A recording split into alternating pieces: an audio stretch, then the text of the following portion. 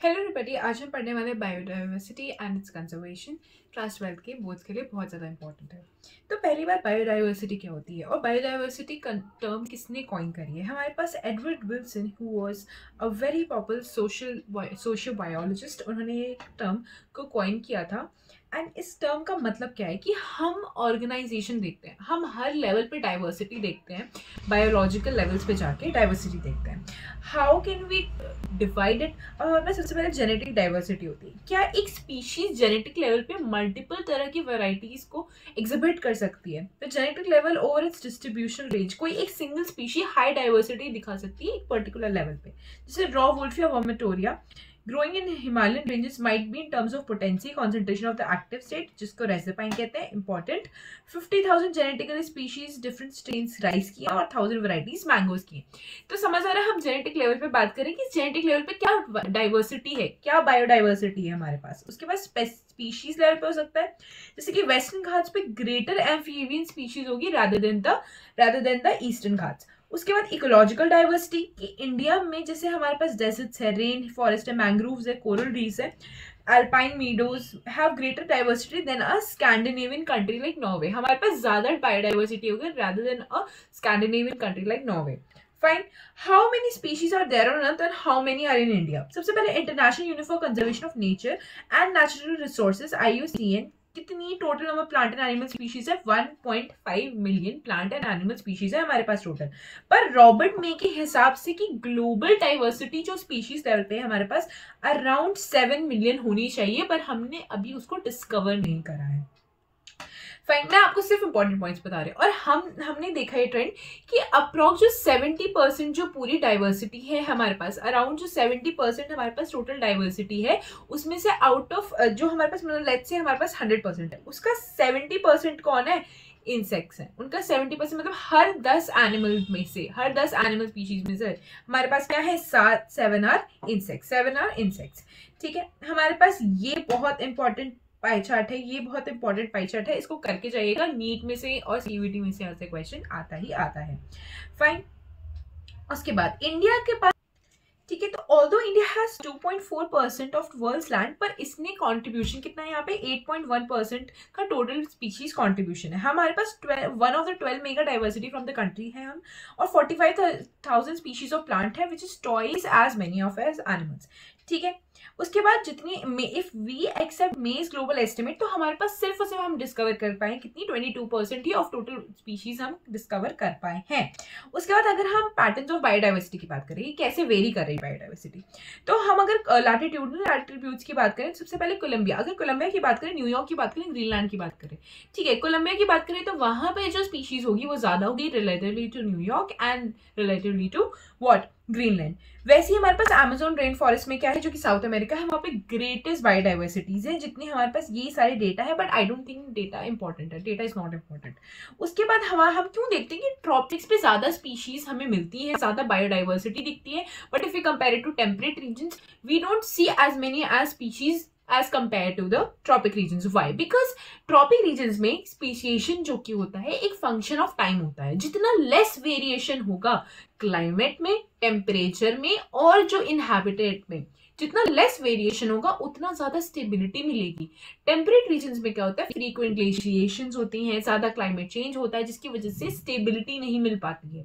But वहीं अगर हम ट्रॉपिकल रीजन्स की बात करें तो देयर इज मोर स्टेबिलिटी, वहां पे मोर स्टेबिलिटी की बात करते हैं, इसीलिए हमें ज्यादा बायोडाइवर्सिटी मिलती है। ऑल्सो बायोडाइवर्सिटी क्यों ज्यादा है वहां पे, क्योंकि वहां पे जो हमारे पास सन है, हमारे पास जो सोलर एनर्जी है, it is very much available to us and बहुत ज्यादा अवेलेबल है, जिससे क्या होती है, हाइयर बायोमास प्रोडक्टिविटी होती है। तो वही बात है, speciation is function of time unlike temperate regions which are, जो कि ग्लेशिएशन और लैटिट्यूडनल चेंजेस वगैरह होते हैं जिसकी वजह से वो डिस्टर्ब होते हैं ज्यादा टेम्परेट रीजन्स। पर अगर हम बात करें ट्रॉपिक रीजन्स की, tropic regions are less disturb. उसके बाद बात करें there is more solar energy होती है, और tropical environment unlike temperate world are less seasonal, relatively more constant and more predictable. Species area relationship की बात करें तो अलेक्जेंडर वॉल ने करा था, उन्होंने बोला कि within a region species increases, richness increases with the increasing area but up to a certain limit. उसके बाद ये एक इंपॉर्टेंट है जो एस दिखा रहा है, स्पीशीज रिचनेस के एरिया दिखा रहा है area, slope of line, coefficient Y क्या दिखा रहा है, इंटरसेप्ट। 0.1 टू 0 वेरी करती है z किसके लिए, regardless of the taxonomic group, और z values in range of 0.6, जैसे कि यहाँ पे you will find that slope of the line much steeper for that. For example frugivorous fruit trees birds के लिए क्या है, 1.15 है। ये थोड़ा मोड़ा डाटा आपको याद करना पड़ेगा फॉर नीट एंड CUET। उसके बाद हम देखेंगे कि stable community should not show much variation, as in हमने देखा ट्रॉपिकल रीजन्स के बारे में। अब एलियन स्पीशीज, अब जो डेविड टिलमैन ने लॉन्ग टर्म इकोसिस्टम एक्सपेरिमेंट से क्या देखा कि outer plots provide some tentative answers.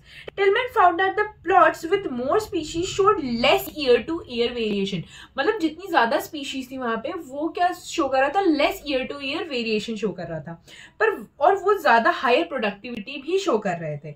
उसके बाद हमारे पास पॉल एंड रिच का आता है, उन्होंने रिवेट पॉपर हाइपोथेसिस दिया था। रिवेट पॉपर हाइपोथेसिस का कुछ नहीं है, एरोप्लेन को इमेजिन करो, मान लो तुमने एक एक पॉपेट, मतलब उसके एक एक होता है ना जिसको तुम फिक्स करते स्क्रू से, ठीक है, वो तुम नीचे नीचे गिरा दो तो एरोप्लेन क्या होता है, वीक होता जाएगा, ultimately it will crash. Same goes for the ecosystem, जैसे जैसे स्पीशीज कम होती जाएंगी, जैसे जैसे स्पीशीज कम होती जाएंगी वैसे क्या होगा, तुम्हारे पास इकोसिस्टम क्या होता जाएगा, वीक होता जाएगा।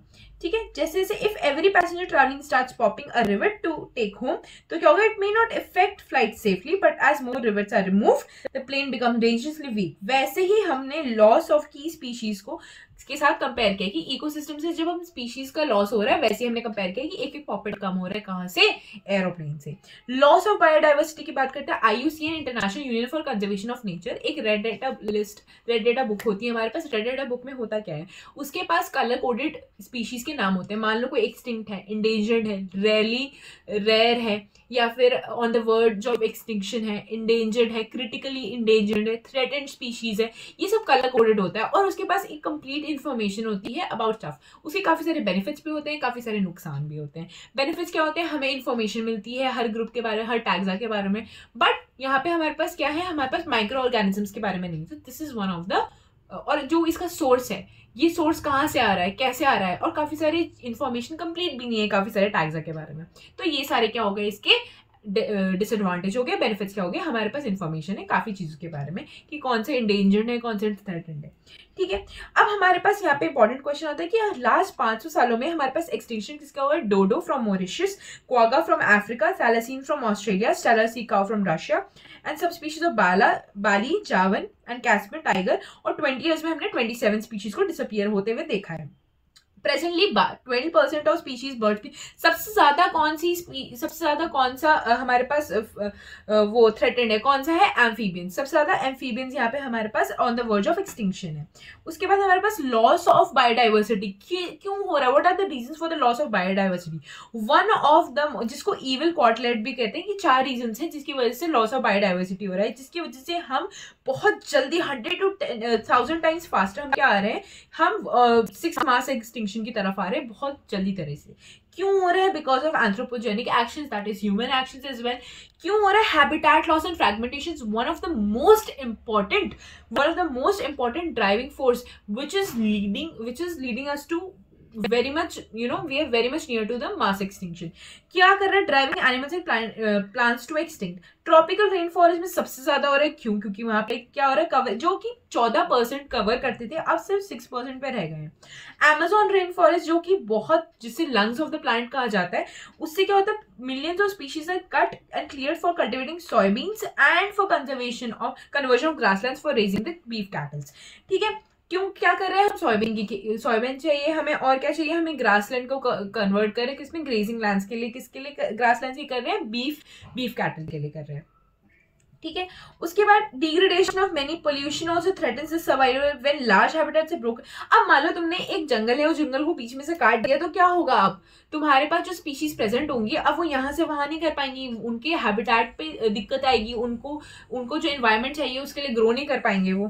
फिर ओवर एक्सप्लॉयटेशन, मतलब तुम हद से ज्यादा इस्तेमाल, जिससे 500 ईयर्स से जो लास्ट एक्सटिंक्शन है stellar sea cow passenger pigeon, उसको ओवर एक्सप्लॉइट किया जा रहा है। हम फॉसिल फ्यूल्स को भी ओवर एक्सप्लॉइट कर रहे हैं, हम बायोडाइवर्सिटी के साथ भी खेल कर रहे हैं। मेरी बायोडाइवर्सिटी पार्ट नहीं है fossil fuels, but still it is also part of over exploitation, right. Alien species invasion की, मान लो कि तुमने कोई स्पीशीज ऐसे आके रख दी, 9% रिड्यूस इनटू लेक विक्टोरिया, क्या हुआ कि 200 स्पीशीज गायब होगी। फिर हमारे पास parthenium, lantana and water hyacinth इकोनिया, जिसको द टेरर ऑफ बंगाल भी हमने पढ़ा था, ठीक है। वो क्या करती है, सारी जगह फैल जाती है और ऑक्सीजन टेकअप करने लगती है उस जगह का। अफ्रीकन कैटफिश को जब जाला हमने तो क्या हुआ, possessing a threat to the indigenous catfish. फिर को एक्सटिंक्शन क्या है कि मान लो कि एक चीज गायब हो गई तो दूसरी चीज, म्यूचुअलिज्म था कि becomes extinct, when a species become extinct the plant and the animal species associate with obligatory way to become. जैसे अगर फिग ट्री, वॉस्प का और फिग ट्री का हमने म्यूचुअलिज्म देखा था, कोएवोल्यूशन होगा उनका, को एक्सटिंक्शन भी होगा उनका, ठीक है। तो कोएवोल प्लांट पॉलिनेटर म्यूचुअलिज्म जो हमने पढ़ा था वॉस्प और फिग ट्री का, extinction on one invariable leads to extinction of the other, fine. फिर हमारे पास why should we conserve biodiversity, why should we take up on this thing कि हाँ हमें कंजर्व करना है। एक तो नैरो यूटिलिटेरियन है कि मतलब हम अपने फायदे की बात कर रहे हैं, हमारे 25% ड्रग्स वहां से आ रहे हैं, हम वुड यूज करते हैं, टिम्बर यूज करते हैं, फ्रूट्स वेजिटेबल्स व्हाट नॉट, हमारा पूरा का पूरा डिपेंडेंट है हम उसमें, firewood, fibre, construction material, everything, this is narrow utilitarian, right. कि तुम सब अपने बारे में सोच रहे हो। 25% ड्रग्स आते हैं, 25,000 species contribute to traditional medicine used by people around the world. एक आता है हमारे पास ब्रॉडली यूटिलिटेरियन। ब्रॉडली यूटिलिटेरियन में हमारे पास क्या है कि हम सिर्फ अपने बारे में नहीं सोच रहे हैं, हम अब बाकी स्पीशीज के बारे में सोच रहे हैं। अर्थ सिर्फ हमें नहीं मिली है ना, अर्थ बाकी स्पीशीज के लिए भी मिलती है। उसके बाद हमारे पास ब्रॉडली यूटिलिटेरियन में क्या है कि अमेजोन फॉरेस्ट, हमारे पास ऑक्सीजन मिल रहा है हमें, अमेजोन फॉरेस्ट जो कि क्या कर रहे हैं, 20% ऑफ टोटल ऑक्सीजन हमें अर्थ एटमॉस्फेयर को दे रहे हैं। पॉलिनेशन, अगर पॉलिनेशन नहीं होगा, मान लो तुमने कि बीज खत्म हो गई यहाँ से, तुम्हारा पॉलिनेशन नहीं होगा, तुम्हें जो फ्रूट्स मिल रहे हैं फ्रूट्स नहीं मिलेंगे, पॉलिनेशन नहीं होगा तो तुम्हें प्लांट का रिप्रोडक्शन इफेक्ट होगा, प्लांट का रिप्रोडक्शन इफेक्ट होगा, काफी सारे फ्रूट्स नहीं मिलेंगे तुमको। This is again a very big threat. उसके बाद एस्थेटिक वैल्यू, एस्थेटिक प्लेजर्स के लिए भी तुम्हें पसंद है ना, और फूल पत्ती वाली जगह पे जाते हैं and you feel the need to click pictures and then you put it on Instagram, you feel oh my god. फिर स्पिरिचुअल वैल्यूज, जितने की हमारे पास ट्राइबल फॉरेस्ट है तो उनके लिए those places are of religious purpose. उनके पास क्या है, हमारे पास एथिकल वैल्यूज भी होती है हमारे पास कुछ की, ये प्लैनेट अर्थ सिर्फ हमें नहीं दिया गया है, बाकी स्पीशीज के लिए भी है, एंट्स के लिए भी है, बीज के लिए भी है, वॉस्प्स के लिए भी है, एलिफेंट्स के लिए भी है, टाइगर के लिए भी है, राइट। एस्थेटिक वैल्यू हो गई, हमारे पास रिलीजियस वैल्यूज हो गई। तो ये सारे पॉइंट्स में आंसर लिखोगे, बहुत प्यारे प्यारे आंसर आएंगे, ठीक है। कैसे कंजर्व कर सकते हैं, एक हमारे पास वेरी इंपॉर्टेंट यहाँ से पक्का क्वेश्चन आ रहा है। इन सिटू कंजर्वेशन क्या होता है कि हम स्पीशीज की उसी हैबिटेट में कंजर्व कर रहे हैं।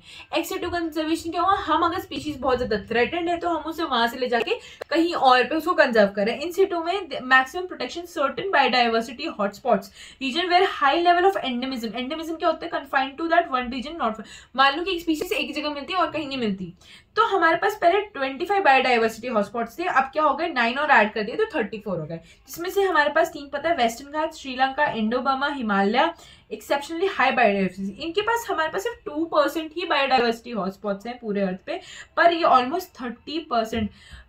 Harbour extremely high strict protection of these hotspot could reduce the ongoing mass extinction by 30%।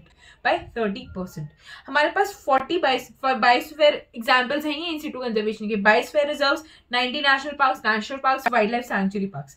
और सेक्रेड ग्रूव्स कौन कौन से हैं, जैसे hills in Meghalaya, Aravalli hills पे है, वेस्टर्न घाट्स पे। सेक्रेड ग्रूव्स क्या है, जहाँ पे जैसे कि मान लो कोई ट्राइबल रीजन है, वहाँ पे सेक्रेड ग्रूव्स होते हैं जिनको हम स्पिरिचुअली प्रोटेक्ट करते हैं, क्योंकि हमारे पास स्पिरिचुअल वैल्यू, रिलीजियस वैल्यू के पर्पसेस से।